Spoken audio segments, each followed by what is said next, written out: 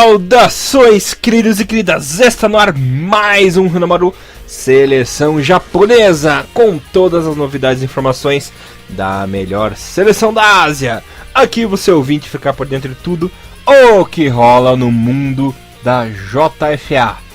Bom, como sempre, vocês estão na companhia de Elias Fallers, o Barbudinho, alegria na apresentação. Comentários dele, o mito, Mr. Thiago Henrique Cruz. E mais uma vez, o nosso nobre convidado, nosso 12º jogador aí que sempre entra no segundo tempo, assim como Keiji Tamada decidiu os jogos em 2005, né? O nosso global, o nosso cara chique que sempre tá de terno, brilhantina na cabeça, com toda aquela pose master, né? Nosso querido Thiago Bom Tempo do blog Futebol no Japão. Vou começar falando com ele, né? Nosso querido convidado. Como você tá há bom tempo? Como é essa vida de global aí? Essa agenda cheia e agora conseguiu uma brechinha pra nós? Tudo certinho com você, irmãozinho? Olá, Elias. Olá, Thiago Henrique Cruz. Obrigado pelo convite novamente. Também é assim, né? Nem terno eu tenho, na verdade. Pose de humildão. O Thiago é humildão, né? Não quer esnobar, quer ser tranquilo com nós. E agora eu vou falar com a parte pé de chinelo do programa, né?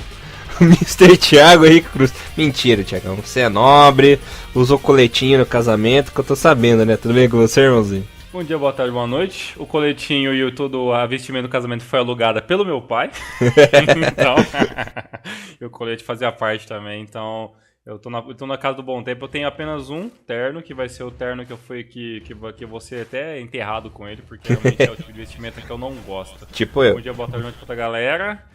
É nóis, vamos falar um pouquinho sobre seleção. O terno é muito chato, né, Elias? Né?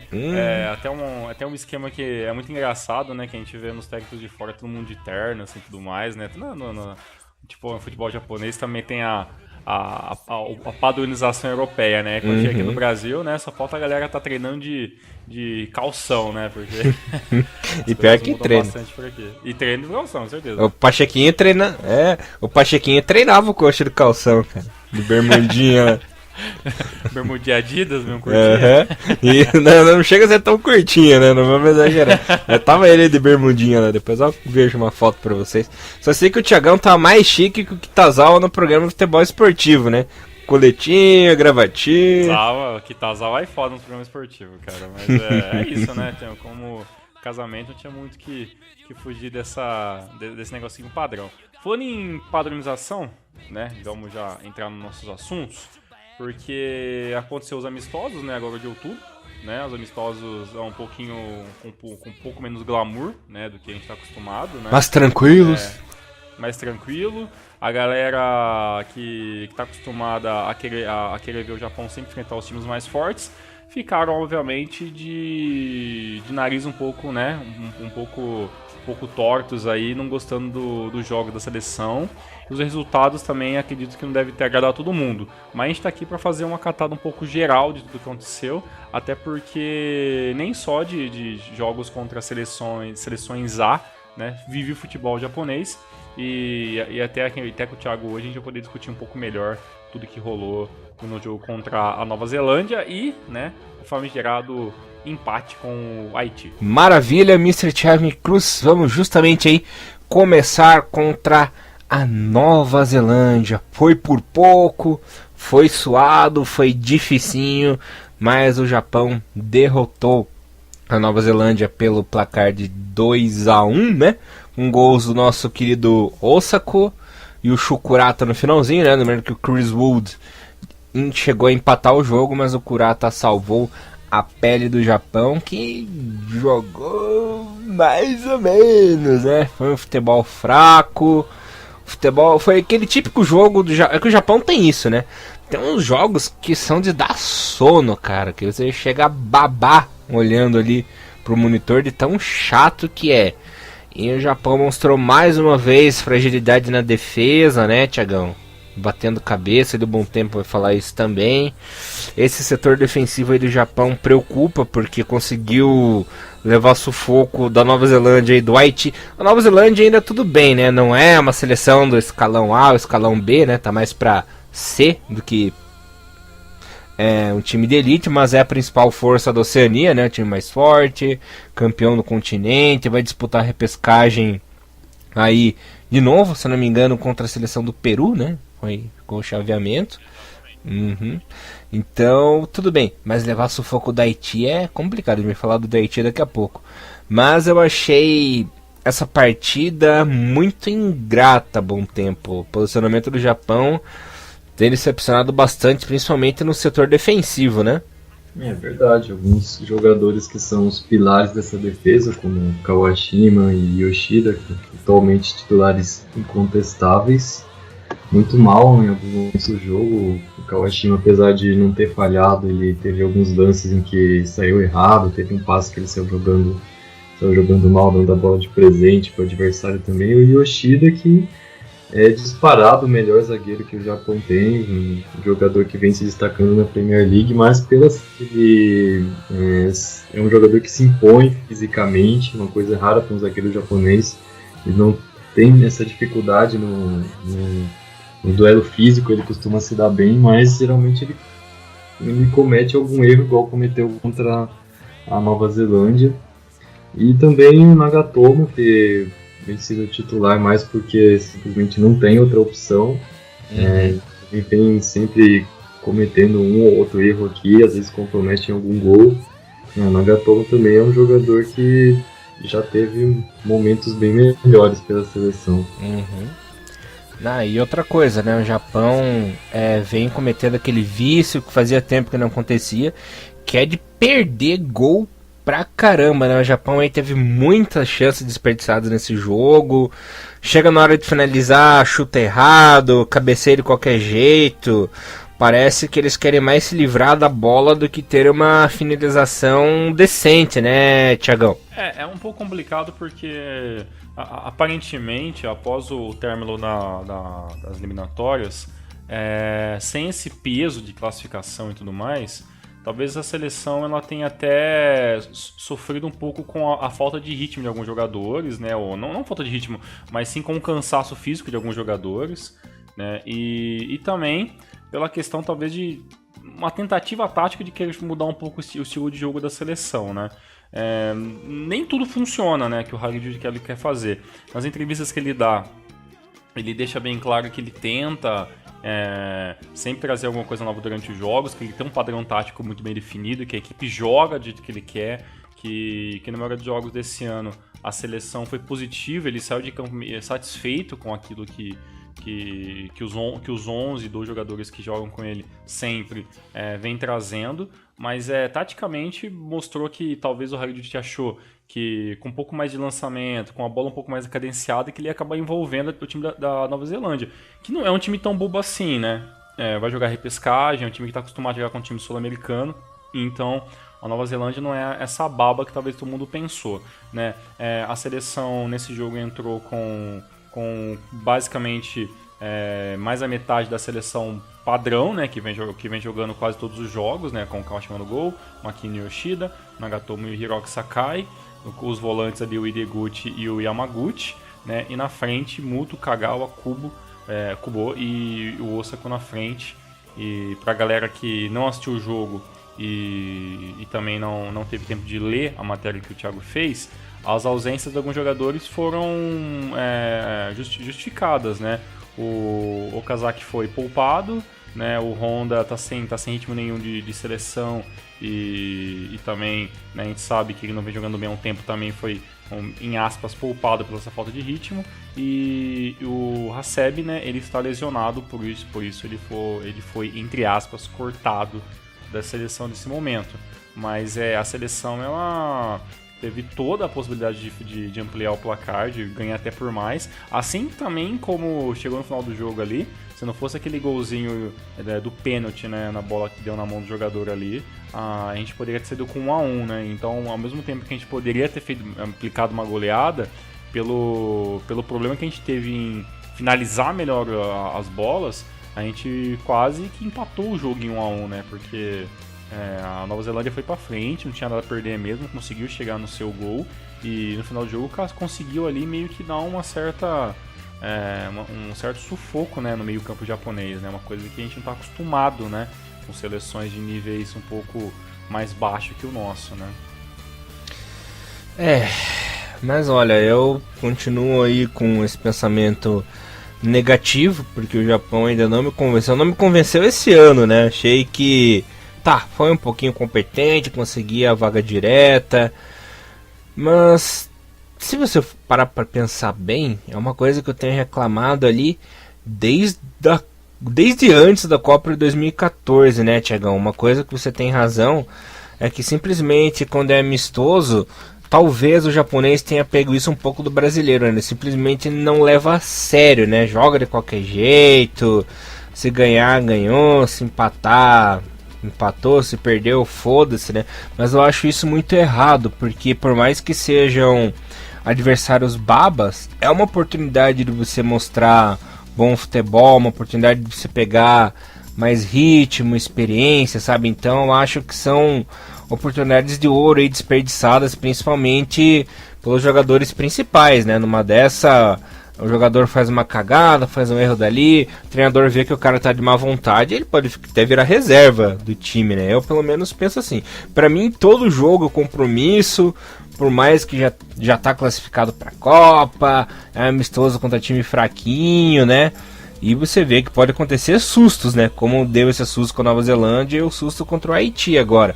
Agora, se fosse contra o Brasil, cara, se o Japão não jogar com boa vontade, não jogar na raça, não jogar o que sabe jogar, porque a gente sabe que eles têm bola pra isso, vai ser 10-0, cara.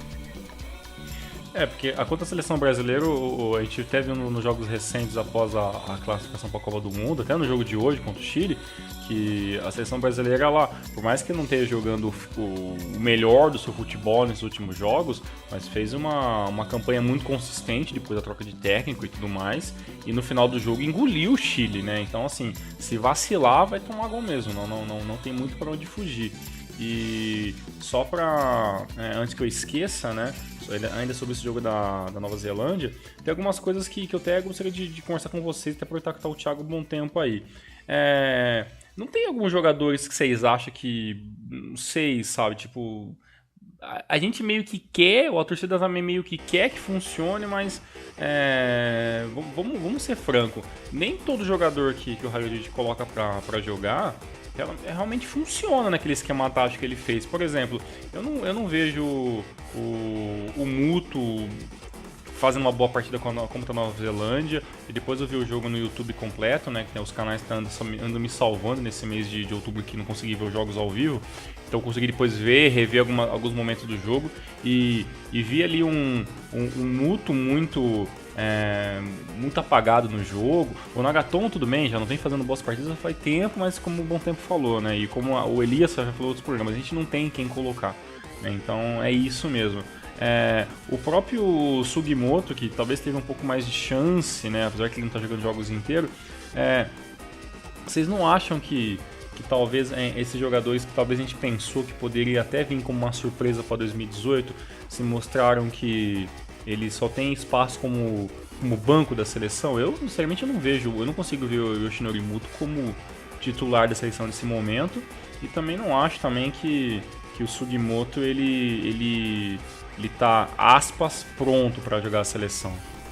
Acho que o Bom Tempo vai concordar comigo nisso, mas infelizmente às vezes o jogador ele é bom num clube, é bom numa liga, mas chega na hora de jogar pela seleção, não dá aquela liga, não dá aquela liga mesmo, sabe? Acaba não dando certo, as coisas começam a dar errado, o jogador, sei lá, se sente a pressão da camisa, ele tá representando ali a instituição, né, cara? Aconteceu isso muito com o Kuroki, né? O Kuroki teve várias chances com vários treinadores e acabou não rendendo o esperado. E até aqui no Brasil a gente vê muito disso, né?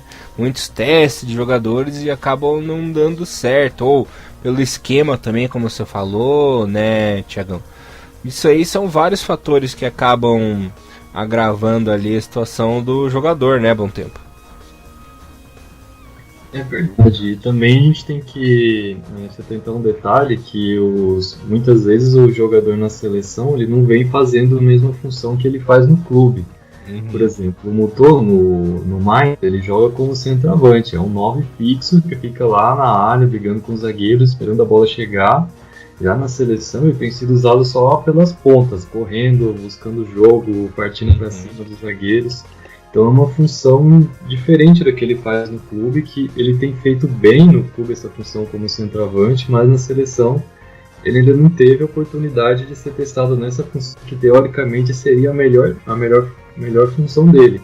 Mas por quê? Porque já tem o Osako como centroavante titular no momento, tem o Okazaki que está poupado, que também seria no mínimo reserva do Osako, e tem o Sugimoto que está ganhando chances agora.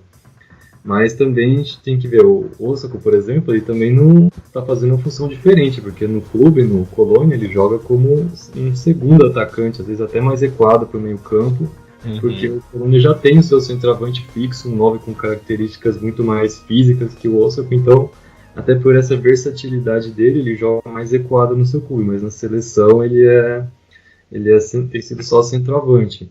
E eu acho curioso isso porque, por exemplo, se a gente comparar uma das características do Brasil do Tite, é que o Tite faz questão de usar na seleção o jogador com a função que ele faz no clube.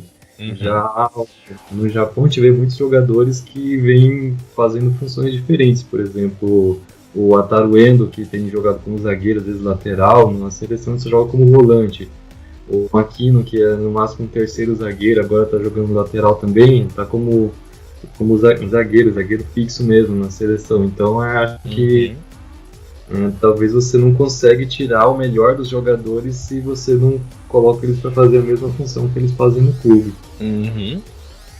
Eu não vou perguntar para vocês por que o Hagajut faz isso, que não tem como a gente responder, né?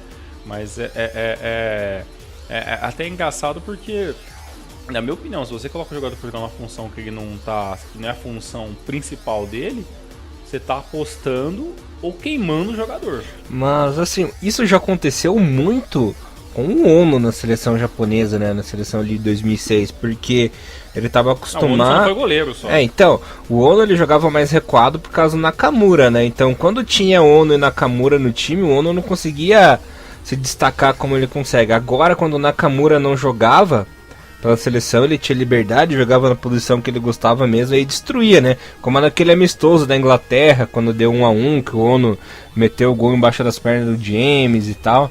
Então não são só jogadores assim considerados de segunda parte da seleção que isso acontece. Você vê jogadores principais desde as épocas antigas.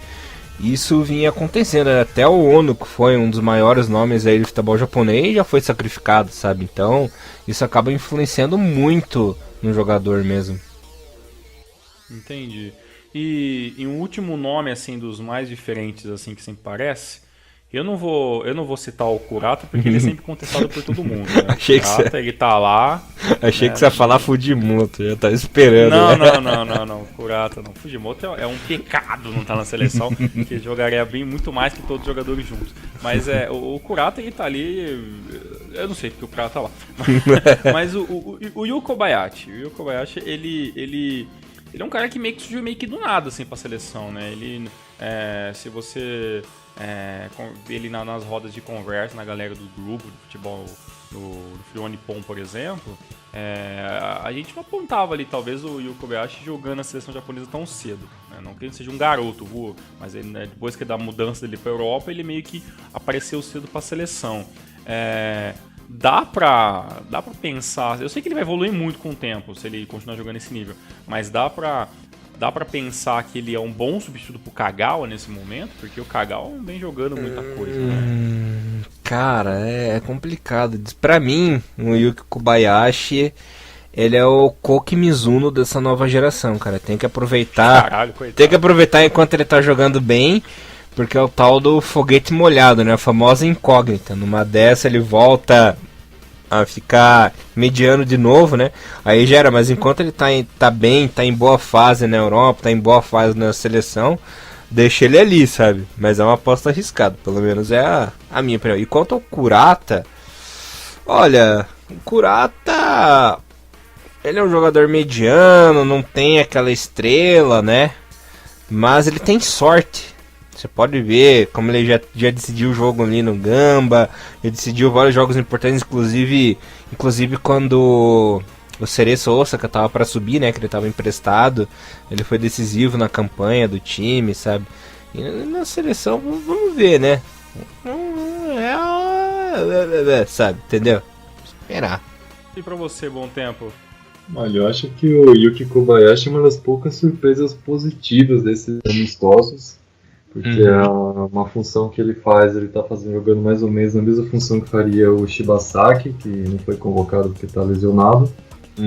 E é uma função que a seleção japonesa sente muita falta. Ele faz justamente esse papel que o Kagawa deveria fazer, que é distribuir o jogo, que é liderar o campo do time, armar as jogadas de ataque.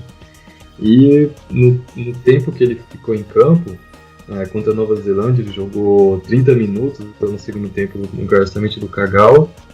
Melhorou o time, conseguiu criar boas jogadas, dando aquele passe para frente, ele pega a bola e rapidamente já sai para quem vai tocar, e geralmente ele acerta o passe. Faltou só dar um passe mais decisivo, deixar alguém na cara do gol, mas até o próprio clube dele na Holanda, ele joga como volante mesmo, mais recuado, e em função dele mais de distribuição de bola do que ele propriamente dar assistências.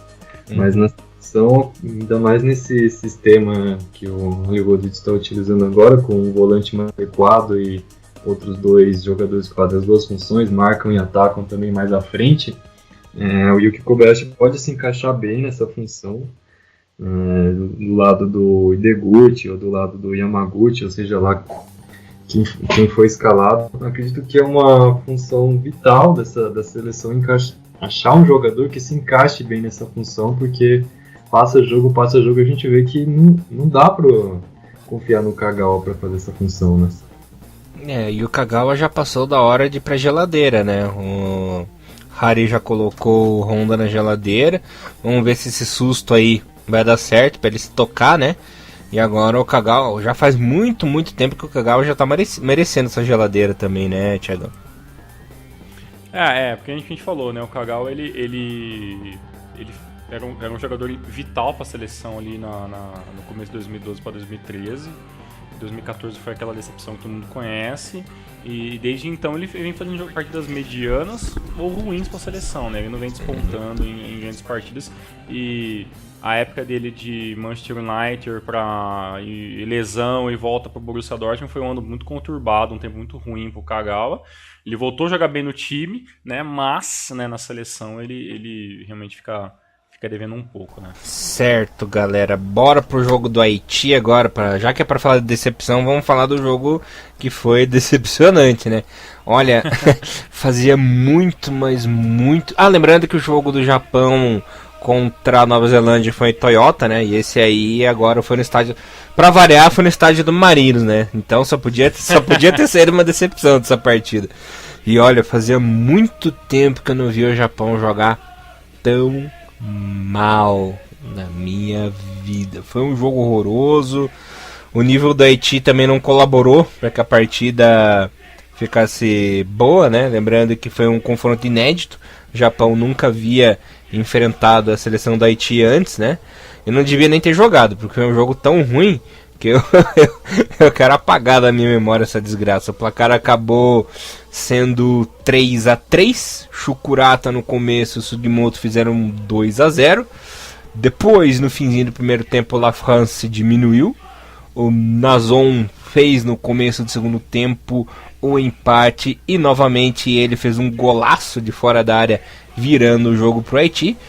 E no finalzinho do jogo, o Kagawa foi safado, né? Pra mim, eu daria o gol pro Kotoko lá, que acabou finalizando. Bateu na perna do Kagawa, ele deu aquele desvio maroto, né? E acabou empatando. Não dou créditos ao Kagawa nesse gol, porque ele só tava ali por sorte, né? E acabou botando pra dentro. Mas olha, fazia tempo que eu não via o Japão lazarento de ruim, assim. Na minha opinião, ninguém mereceu uma nota 6 nessa partida. Pra mim, o máximo 5,5, porque foi medonho, né? Principalmente o Higashiguchi, que esse goleiro fez uma partida medonha, né, cara? Vou começar pelo Bom Tempo, para dar suas opiniões aí eu sei que são negativas, né? Tenho que salvar dessa partida aí do Japão ou merece mesmo essa caralhada no nabo aí, bom tempo? Realmente foi um jogo horrível, né? É difícil você pegar alguma coisa positiva dele, mas tiveram coisas positivas sim. Se você, por exemplo, pegar só os primeiros 20 minutos de jogo, se você esquecer o que aconteceu no resto da partida, você vai ver um Japão que dominou completamente, que jogou como se estivesse jogando FIFA no nível mais fácil. Atacava, ia lá, fazia o gol, o adversário não conseguia tocar a bola, tentava trocar passe e mandar a bola para lateral. Erros bizonhos. Você vendo só o início do jogo, você pensava, como que vai jogar com um time tão fraco desse como o Haiti? Parece que os caras não sabem criar uma jogada, não sabem tocar a bola. E parecia muito fácil no início do jogo, tanto que saiu o gol. O Japão brincando fez 2-0. Porém, a gente viu o que aconteceu depois, né? Os caras parece que pensaram, não tá muito fácil. E esqueceram ainda tinha mais o resto do jogo inteiro, né? E aí o Haiti aproveitou o contra-ataque, foi lá, fez um golzinho na surpresa, depois era praticamente o Haiti chegava e fazia o gol. A defesa japonesa estava incrivelmente despreparada, né? Principalmente o Higashiguchi, apesar de que nenhum dos gols que ele sofreu foi um frango assim absurdo, né? Foram aqueles tipo de lance que, se fosse um goleiro realmente bom, talvez teria defendido. E principalmente aquele terceiro gol, por mais que muito mérito do jogador do Haiti de acertar um chute daqueles, né? E de alto nível não pode tomar uma cobertura daquele jeito, né? É complicado, né? E a atuação do Shoji, você achou que ele comprometeu, que ele acabou levando um baile desse ataque, apesar de ser fraco, conseguiu levar um baile do ataque? O Makino também. O Makino parecia o famoso a mosca em cima do cocô, né? Rodando em cima do cocô ali, porque jogar ele não jogou. Não sei se ele fumou antes do jogo, não sei, ele tava completamente perdido no jogo, né, Thiagão?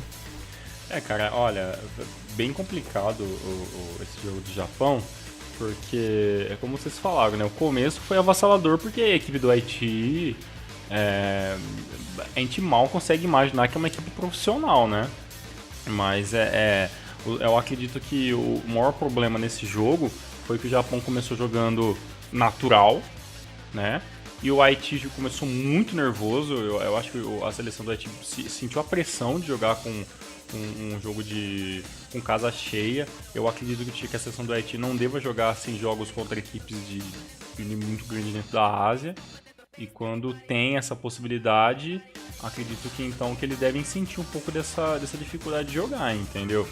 Só para não passar em branco, os 11 jogadores que começaram essa partida pela seleção japonesa, o Higashiguchi no gol, né, na zaga o Makino Choji, Nagatomi e Gotoku Sakai, na frente o Ataru Endo Kurata e o Yu Kobayashi, e na frente Inui, Asano e Sugimoto como centroavante. Ou seja, a gente entrou ali com a seleção B, né? Tipo, né, 9 jogadores, em aspas, reserva, né? Apenas ali poucos titulares, né? Tipo, Makino, Nagatomo, né? E, sei lá, Kurata, né? Ou Inui, que, né, dá pra gente considerar que ele é titular também em alguns jogos. E então a seleção B tinha tudo para fazer 4-0 fácil nesse jogo, ou até vencer por 3-1, mas ali acabou sendo surpreendido por uma equipe do Haiti que deixou de sentir a pressão, foi para cima, teve algumas cagadas ali realmente na zaga, o Higashiguchi mostrou por que ele nunca será um goleiro de uma certa expressão dentro da seleção japonesa, né? Até pelo próprio Gamba, o Higashiguchi vem falando muito esse ano, né? Então o Hollywood deve ter levado para a seleção já sabendo dessa deficiência, né? Dessa temporada do goleiro do Gamba Osaka, e mesmo assim, né? Não era pra gente empatar esse jogo. né? Mas como eu vi uma seleção do Haiti jogando muito bem no segundo tempo, não muito bem, né? O jogo foi uma merda, mas eu vi a seleção do Haiti procurando mais o gol, né? Tentando tocar um pouco mais a bola, e a seleção do Japão dando espaço para, talvez numa ideia de que ia matar o jogo a qualquer momento, ou achando que a seleção do Haiti ia acabar assim embolando com a bola e perdendo, como aconteceu nos primeiros 20 minutos do jogo.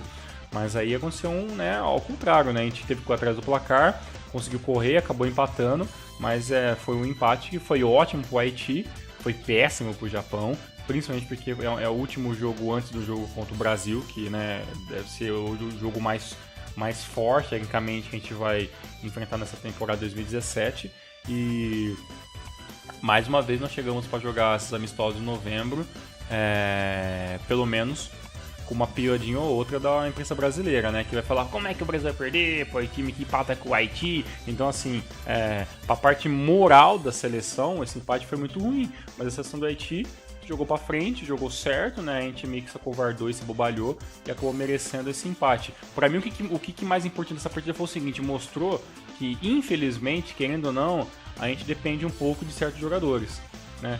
Então, o Wataru Endo mostrou pra mim que, como central, como volante, dificilmente ele vai me convencer na seleção, né? O Kurata, quando ele precisa se demonstrar um jogador mais sólido, né? Ele, né, é um cara que marca muito mal, na minha opinião, né? O Inui, por mais que seja um jogador que eu gosto muito, né, tipo, não joga sozinho, né? O Sugimoto pra mim continua sendo uma incógnita. O Asano pra mim parece que precisa às vezes tomar uns tapas na cabeça, né, para aprender a chutar direito pro gol, né? Então, acho que são as problemáticas maiores, porque tirando o goleiro, os 4 jogadores de defesa são jogadores que para mim não jogaram tão mal assim, né? O Shoji por talvez um pouco de ritmo de jogar na seleção, né? Mas o Makino, o Nagatomi, até o Gotoku Sakai ali, o Kotoko, fizeram uma partida ok. Eles nunca são protagonistas na seleção, nem quando tá jogando fácil, né? Imagina quando tá jogando sufoco. É complicado, né? Eu não entendo essa displicência, mas é uma característica do Japão, né? Sempre foi assim, ter essa displicência de fazer de qualquer jeito, de não pensar direito na jogada, sabe? Não, às vezes um domínio de bola não toca de primeira, você recebe a bola, não toca de primeira se você não tem certeza que você vai acertar o passe. Domina a bola, segura, pensa, passa, ou pensa bem antes de chutar, porque parece que o japonês ele quer mais se livrar da bola do que fazer uma finalização decente, né? Às vezes eles levam ao pé da letra demais esse negócio de improviso, né? Bom tempo. Você acha que essa afobação acaba prejudicando, assim? Acho que você tem a mesma visão que a minha, né? Essa afobação acaba prejudicando, né?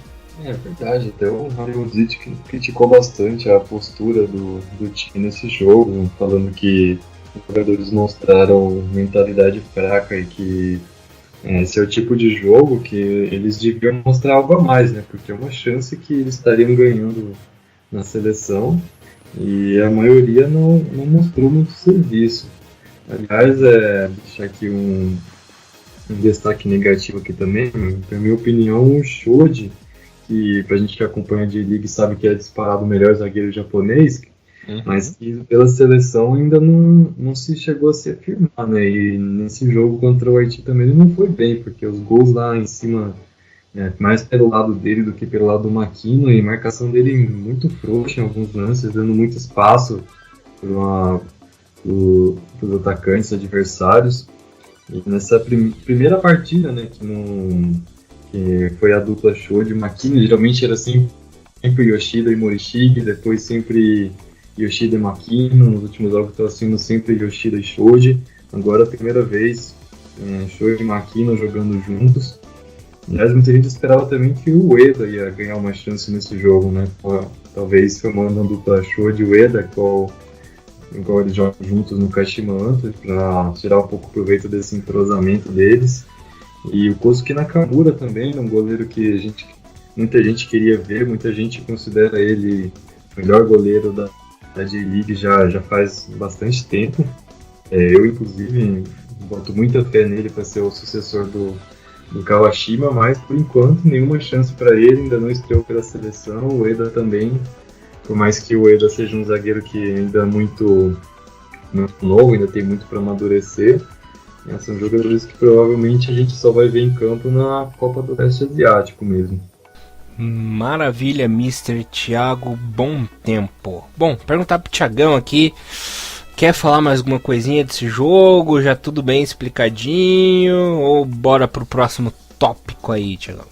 Bora, próximo tópico, né? A gente já esmiuçou tudo que pudeu aí sobre Japão e Haiti. Beleza. Bom, eu quero chamar o Bom Tempo aqui para ele falar mais um pouquinho das considerações que ele tem a falar. Ele que não teve oportunidade de comentar nos últimos jogos das eliminatórias, né? Queria perguntar pro Bom Tempo o que ele pode tirar de bom dessa trajetória do Japão, que começou ali na terceira fase nas eliminatórias asiáticas, e o que a visão dele que pode melhorar, sabe? Então, se puder falar alguma palavrinha pra gente, aí a gente agradece, Mr. Bom Tempo. Olha, vamos lá, duas coisas. Primeiro duas coisas positivas que eu vejo, né? Primeiro foi a resposta que o time deu nos momentos de maior crise que enfrentou. Nessa caminhada das eliminatórias, teve 2 momentos em que o Japão estava contra a parede, chegou em jogos em que precisava vencer de qualquer jeito, senão ia ficar numa situação extremamente complicada e até mesmo com o emprego do Halilhodžić ameaçado, que foi antes do jogo contra os Emirados Árabes, fora de casa. Esse era o momento crucial, que se não ganhasse aquele jogo ia ficar numa situação bem difícil, e foi quando o time respondeu bem, conseguiu jogar bem, se impôs, ganhou o jogo. E depois foi também no jogo que definiu a classificação, o jogo contra a Austrália, o jogo em casa contra a Austrália. A gente sabia que se tivesse que definir a classificação lá na Arábia Saudita ia ser bem difícil, então era ganhar aquele jogo contra a Austrália de qualquer jeito. O time jogou muito bem, dominou a Austrália mesmo, jogando aquele estilo de jogo de não ficar com a bola, apostando mais em contra-ataque, apostando mais na defesa e neutralizar as jogadas de ataque da Austrália. Foi nesse jogo que a gente estreou esse estilo novo, né, de jogar, que deu muito certo. Então foram esses 2 momentos de maior crise, né, que o Japão enfrentou nessa caminhada das eliminatórias, e no momento do Ovai Ohashi, no momento de estar com a corda no pescoço, o time reagiu muito bem. Então dá para tirar isso de ponto positivo. Uhum. E outro ponto a se destacar é que o time precisa encontrar alguém que faça, alguém que seja, por exemplo, esse papel que o Honda tinha nos últimos, de 2010 até 2016. O Honda era o cara que carregava o time nas costas, que decidia o jogo, que levava o ataque do time para frente. E atualmente, com o Honda em uma fase, o Okazaki praticamente como reserva, o Kagawa não consegue render, a gente não tem mais essa figura do craque do time. Você pergunta quem é o craque do Japão hoje? Não dá pra falar que é o Honda, não dá pra falar que é o Kagawa, não dá pra falar que é o Okazaki. Não tem. Não tem essa figura. Então seria essencial para essa caminhada rumo à Copa encontrar alguém, ou pelo menos dividir melhor essas funções. E quanto a isso, tem alguns nomes para essa função de meio ofensivo, jogadores que a gente pode até voltar com alguma esperança, né? Mas apesar da situação não ser nada favorável, a gente viu alguns sinais positivos do Yuki Kobayashi. Claro que ele não é todo esse craque, mas nesse atual esquema da seleção até para ter 2 meias ofensivos jogando junto com um volante de trás, desde que eles estejam mais atentos na marcação, né? Não pode fazer igual o Yuki Kobayashi fez no jogo contra o Haiti, de deixar o volante livre na área adversária. Tem que marcar, correr um pouco mais, né? Foi muito criticado justamente por isso. Mas, além do Yuki Kobayashi e do Shibasaki, tem 2 jogadores que estão fazendo temporadas excelentes na Europa e mereciam, no mínimo, uma chance, né? Que são o Morioka, era do Viseu Kobe, estava jogando na Bélgica agora, jogando com camisa 10, armando o jogo, é um dos líderes de assistência do campeonato belga, um dos artilheiros também, está numa fase excelente. Também o Shoya Nakajima, que era o camisa 10 da seleção olímpica, está agora no Portimonense em Portugal, está fazendo gol, jogando muito bem lá, uma das revelações até lá do campeonato português. Uhum. E por fim, a gente não pode esquecer também do Kiyotake, um cara que, se estivesse em forma, seria sem sombra de dúvida o craque desse time. Porque quando ele estava bem, quando ele estava jogando, ele conseguia decidir jogos. Inclusive, se você pegar todos os jogos da era Halilhodžić, o líder de assistências até hoje é o Kiyotake. Ninguém tem mais assistência do que ele, contando desde que começou o Halilhodžić na seleção. Então, apesar de que esse ano tem concorrendo com lesões, tem aquele problema psicológico lá, ele foi muito falado, né, a perda do filho,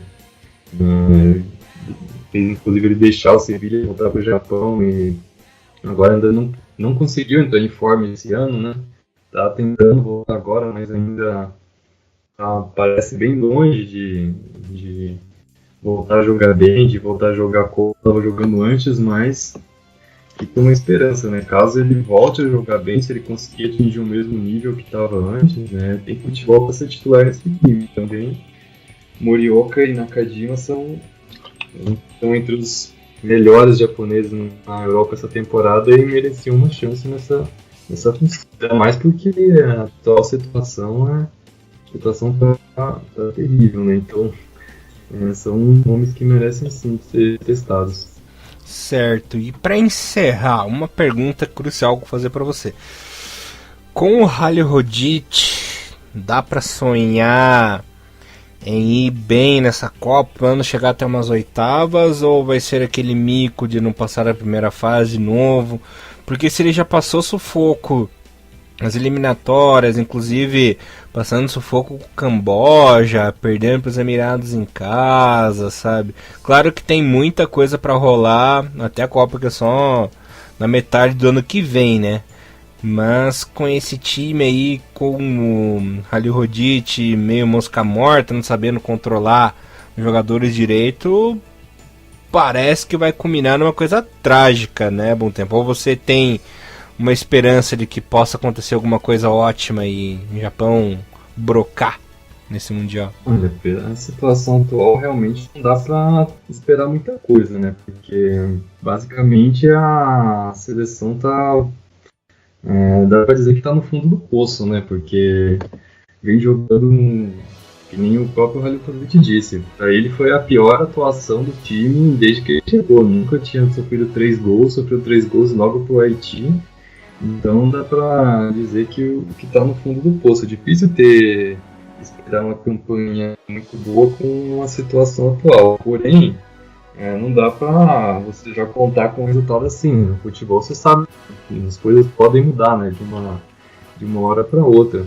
Inclusive, vale lembrar que 4 anos atrás o Japão do Zakironi estava exatamente na situação muito parecida. Tava o pior momento da era Zakironi, fez amistosos lá na Europa contra a Sérvia, perdeu, contra a Belarus perdeu também.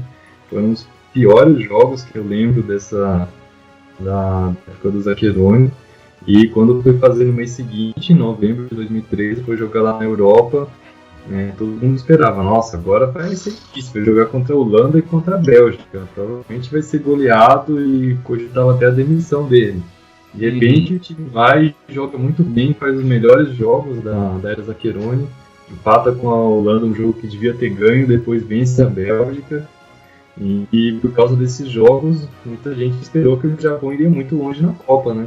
Mas, enfim, com o Halilhodžić agora está numa situação parecida, mas a gente dá pra esperar, dependendo do sorteio, né?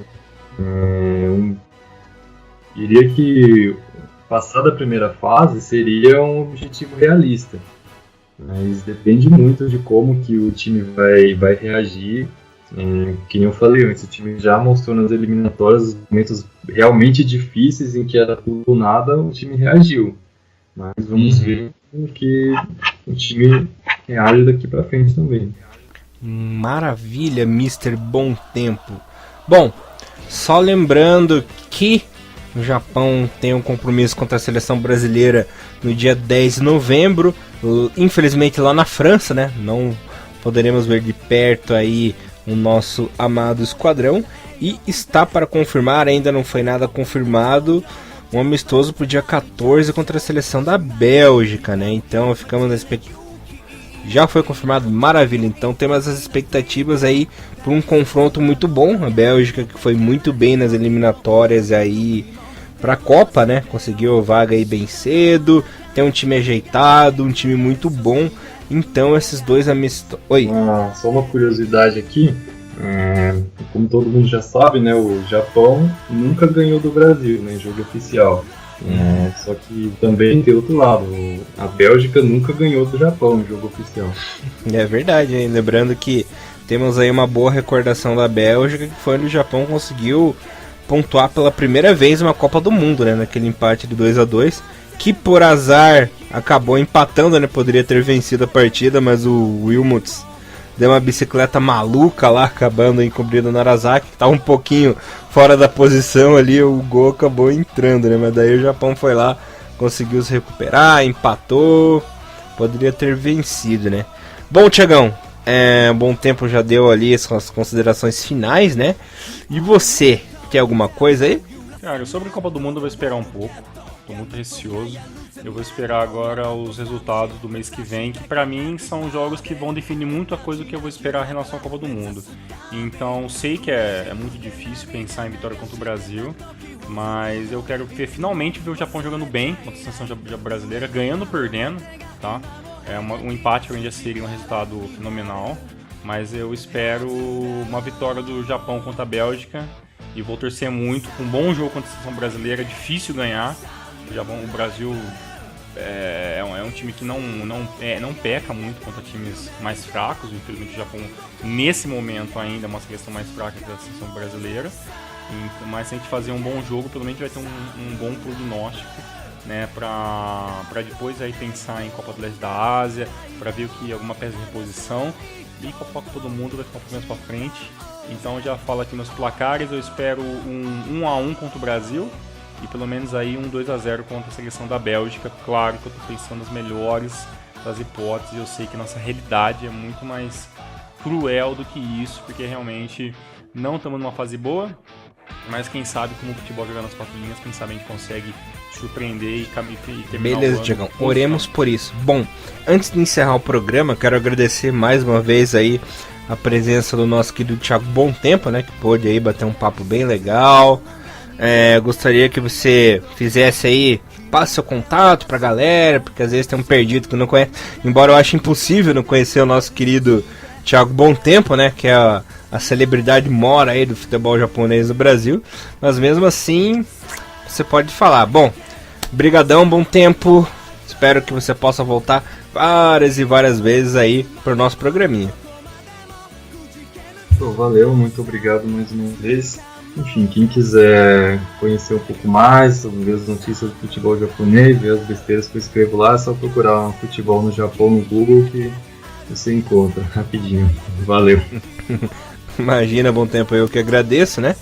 E quero agradecer também Thiagão, né? Valeu, Thiagão, mais um Renamora aí, mais um pra nossa coleção, hein? É isso aí, Elias, rumo ao 150, muito obrigado, Bom Tempo, muito obrigado, Elias, conversamos na semana que vem, que agora volta a J-League, reta final, muita coisa pra se falar, esperamos novembro contra o Brasil, valeu. Beleza, Thiagão, voltamos aí mais na semana que vem, dessa vez com a J-League. Valeu, galera, um abraço e Renamaru, levando o melhor do futebol japonês pra vocês, uma ótima semana, pessoal. Valeu, tchau. Sayonara.